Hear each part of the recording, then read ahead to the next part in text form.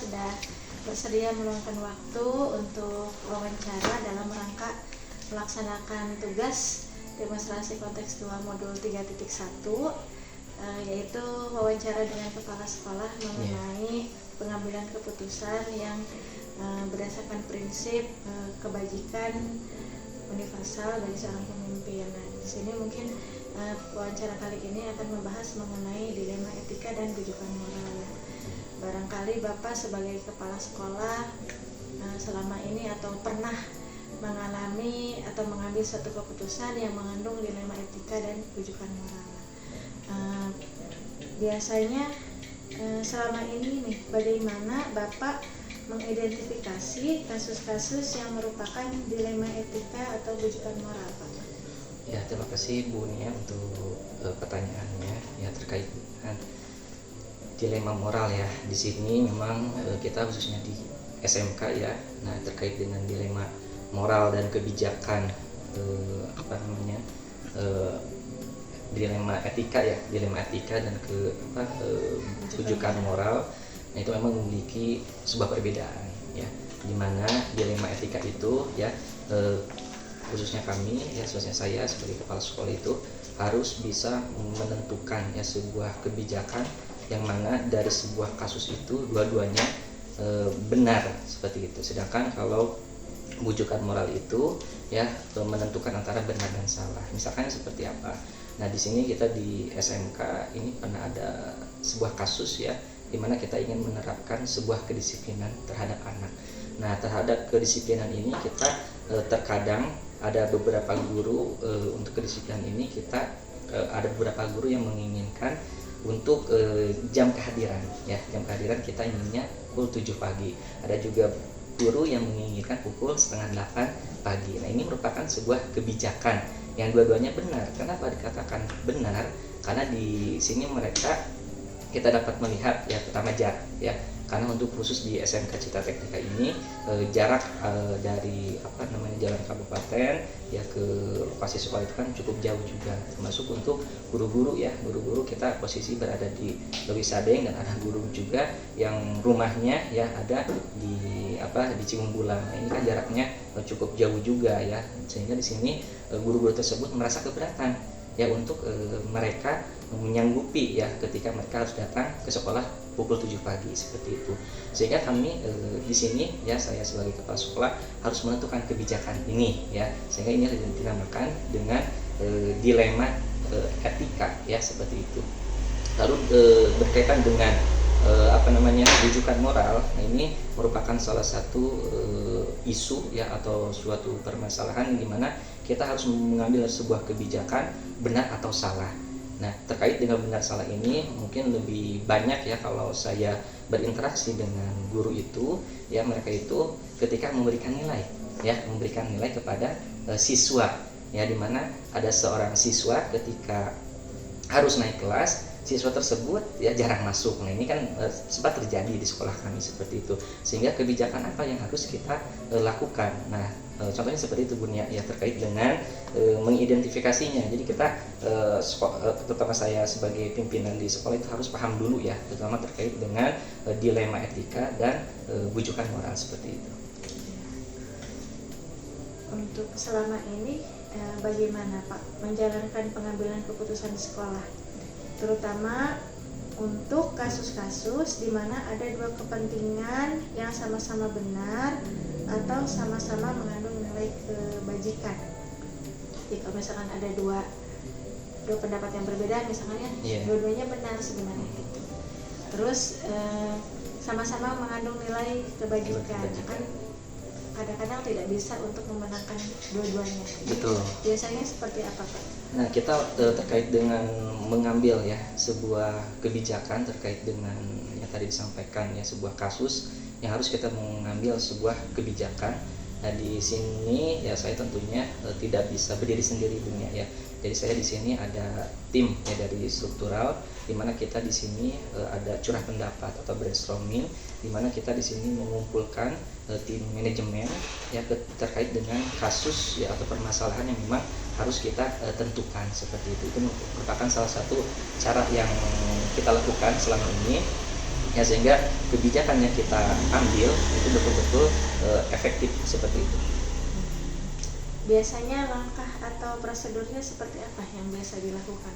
Nah, terkait dengan langkah-langkah, memang ini sesuatu yang harus dilakukan ya, mungkin oleh bukan hanya di sekolah saja, bahkan di sebuah perusahaan pun terkait dengan mengambil sebuah kebijakan pasti ada prosedur ya. Yang pertama yang kita lakukan di sini adalah terkait dengan mengidentifikasi. Itu yang pertama, mengidentifikasi masalah tersebut, apakah masalah tersebut itu masuk ke dilema etika, atau yang kedua adalah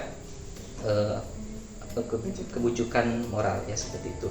Terus yang kedua kita melihat prioritas ya. Di sini kita lihat prioritasnya ya, prioritas terkait dengan permasalahan tersebut ya, terutama untuk dilema moral ini kita lihat untuk jangka waktunya Bu ya. Jangka waktunya apa, jangkanya hanya pendek atau jangkanya jangka yang cukup jauh seperti itu, sehingga kita di sini mengambil kebijakan untuk hal tersebut. Kita dari hasil identifikasi tersebut kita melihat untuk yang jangkanya yang cukup jauh seperti itu. Kenapa demikian? Karena ini akan berdampak ya untuk selanjutnya, dan ini bukan hanya untuk sesaat itu saja seperti itu Bu ya. Jadi seperti itu. Terus yang ketiga, selain kita mengidentifikasi, terus kita yang kedua adalah melihat prioritas, yang ketiga kita lihat dampak yang akan terjadi. Nah, ini terkadang terkait dengan dampak yang akan terjadi ini, terutama saya sebagai kepala sekolah itu harus sudah bisa melihat ya apa yang akan terjadi ketika mengambil kebijakan ini. Mungkin saya akan ditantang juga ya oleh teman-teman guru ya, atau misalkan oleh yayasan, atau misalkan oleh komite. Nah, ini harus saya pertimbangkan juga seperti itu.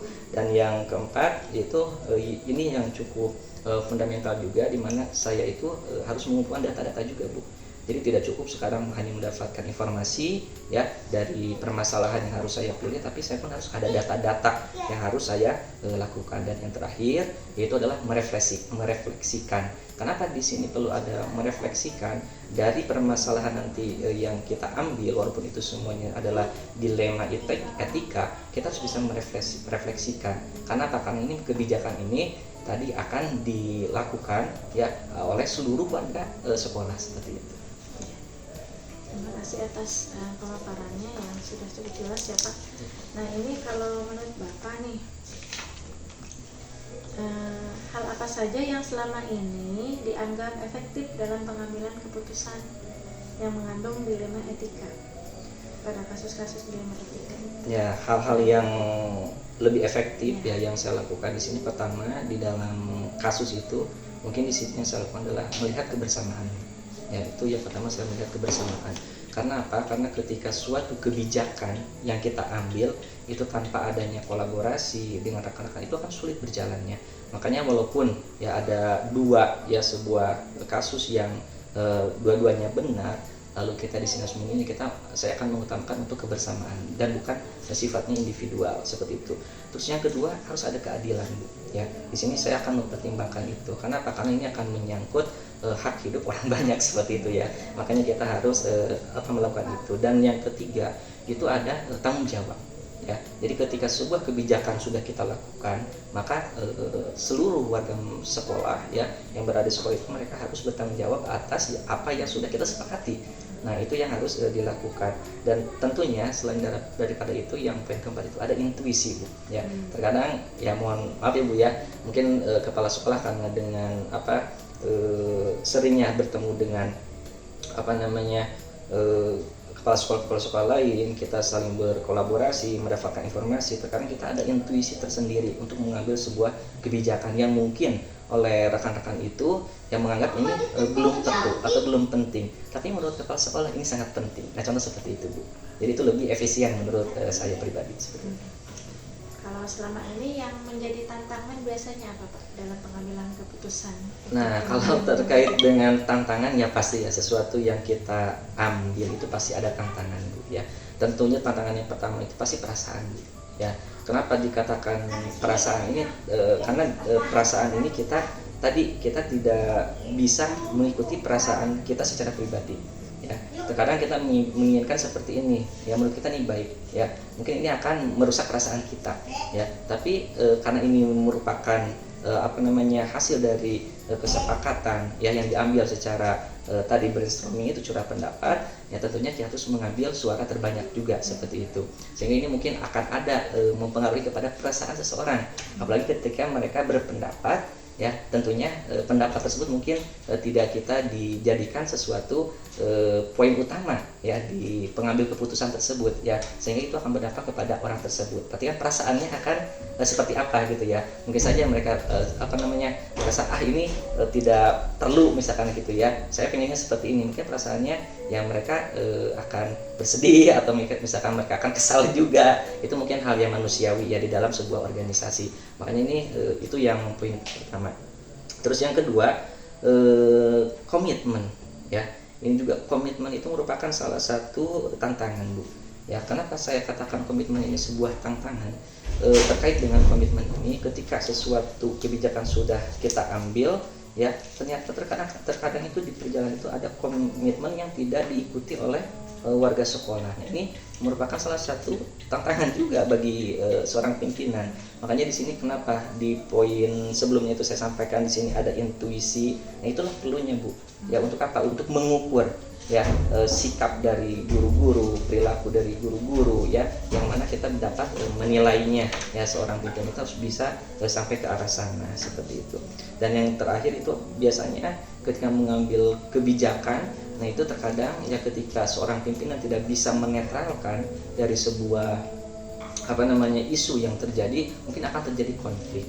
Maka ini tantangan sangat besar ya untuk kepala sekolah ketika mengambil sebuah keputusan yang memang itu adalah dilema etika. Itu harus betul-betul mengambil kebijakan tersebut dengan mengidentifikasi ya sampai ke poin tadi adalah refleksi. Seperti itu, Bunia.